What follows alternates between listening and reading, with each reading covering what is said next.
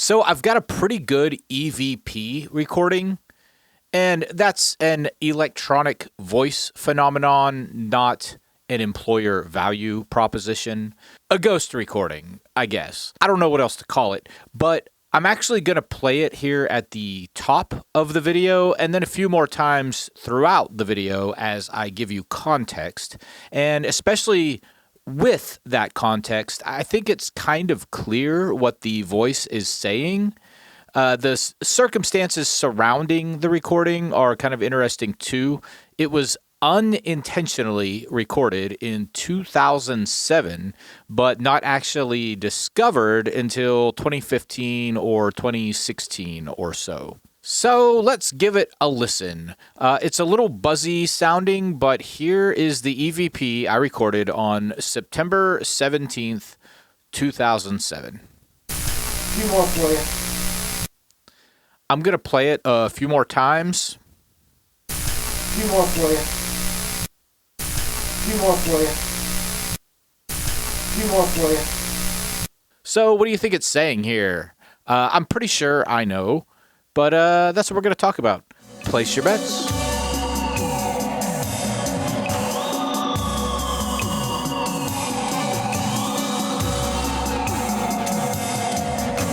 Okay, so here's our EVP again. Few more for you.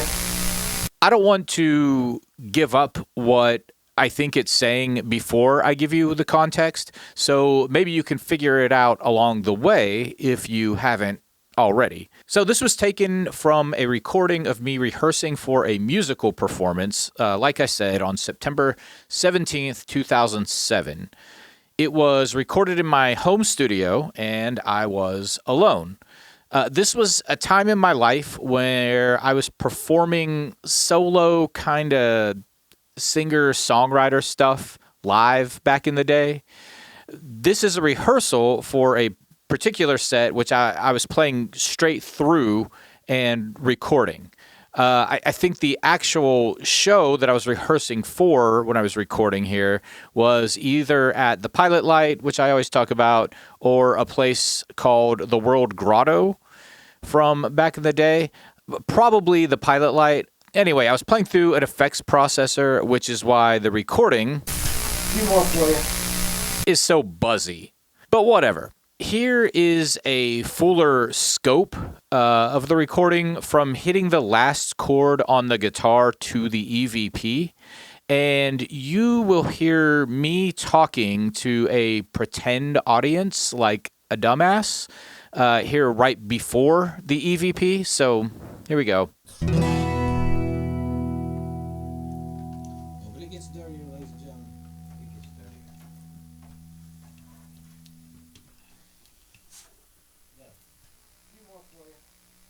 Okay, now from that, here's the EVP, just the EVP alone again. Few more for you. Do you know what it's saying yet?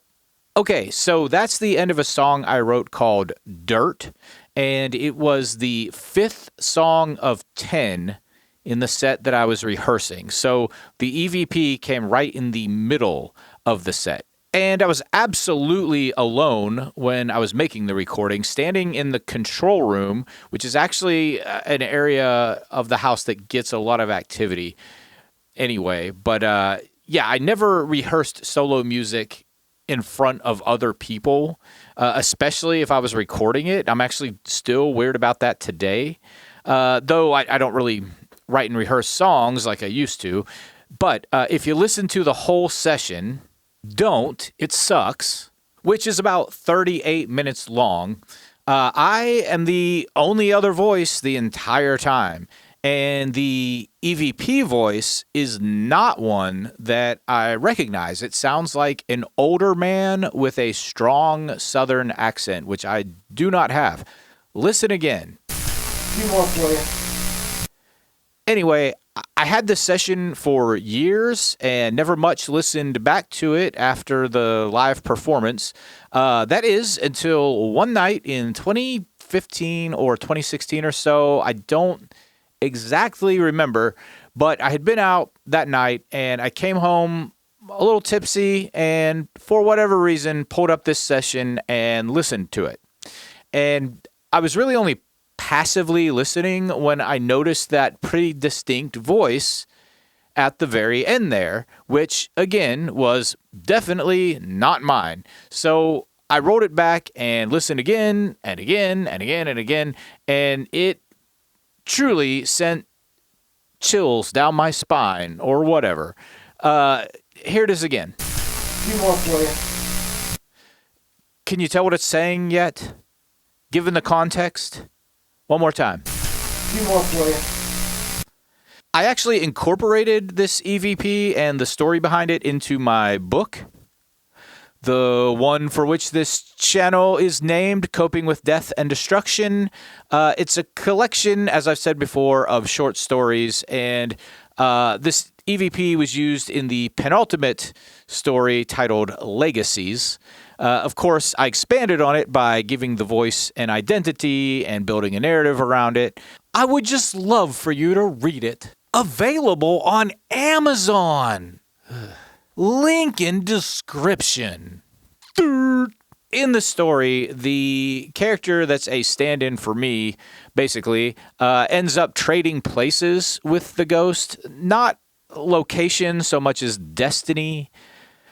Yeah, you'd have to read it. But as far as the real non-fiction story goes, listen again, and then I'll summarize the context and tell you what I think it's saying, and then we can see if you hear it too. So here's the EVP one more time. Few more for you. And here's the larger context from the last guitar strum, which we've already played, but... Oh, but it gets dirtier, ladies and gentlemen. It gets dirtier.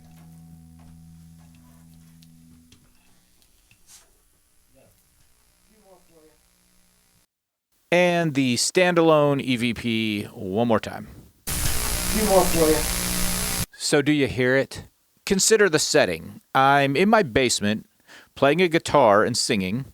I come to the end of a song midway through the set, and as you may be able to hear from the larger scoped audio, I actually step away from the microphone while speaking to the fictional audience. And it's at that point that, right after that point, I guess, that we get this voice that is not mine, seemingly closer to the microphone than I was. Few more for you.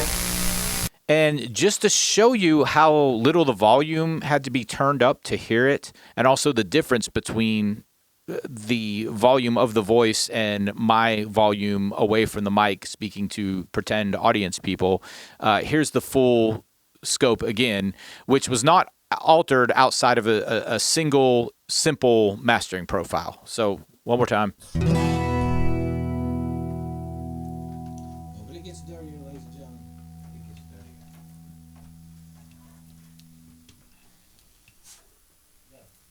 Few more for you. When talking to the fake audience as I step away from the microphone, I am maybe quieter and less clear than the EVP. So here it is again, isolated, just the EVP with the volume adjustments. Few more for you. Now, I guess we can assume that whoever owns that voice was present in the room with me while I was playing these songs, because the voice, if it's saying what I think it's saying, seems to have been actively engaged. Not only that, but it seems perhaps a bit concerned that I stepped back from the microphone. Here it is again. Few more for you. And here it is with the words of what I think it is transcribed on the screen. Few more for you. Do you hear it? Here it is again with the text. Few more for you. And here is the full scope again. Oh, but it gets dirtier, ladies and gentlemen. It gets dirtier.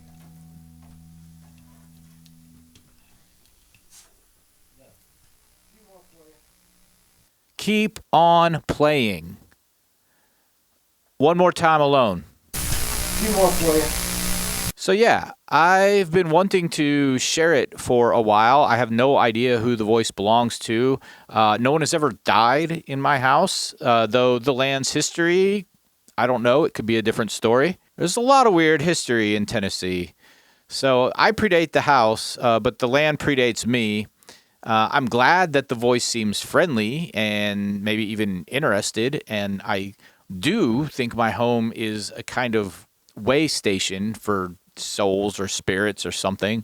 I can tell you a lot of weird paranormal experiences that I've had in my house, as can a healthy handful of other people. I made this video about one such experience and should probably make some more because I do have a lot of stories in that regard. If only they got more views. But this one with the EVP is special because it does seem to be a more direct interaction. Like the spirit or whatever expressed a concise sentiment relative to me and what I was doing instead of just like knocking shit around and closing cabinets like it usually does. And I've always thought there were multiple spirits around the place, which seem to act up more or less depending on who else is living here at the time and what kind of energy is going on. But this one really kind of makes all that not so scary in the end. This one, I guess, just wanted to hear music. Then again, this was my music, and I would really hate to think that that's the best this ghost had to choose from. I would not consider the music I played live and solo in 2007 to be the most pleasant soundtrack for the afterlife. Then again, if this spirit had gone so long without music that this was acceptable to them, well, then I guess I'm happy to oblige. But I do also hope better for the spirit. Unless it's the spirit of like a slave driver or someone who killed indigenous people or something. In which case, either way, I hope that hanging out with me has given them the therapy they need to move on with their afterlife. Side note, by the way, my actual production work in 2007 was pretty decent if you ever want to check out the album I released that year titled Part 3. I just couldn't replicate it live and solo and never even tried, in fact. Anyway, one more listen before we go. A few more for you. That's right. Keep on playing. And while you're at it, like and subscribe, Mr. Ghost. Bye!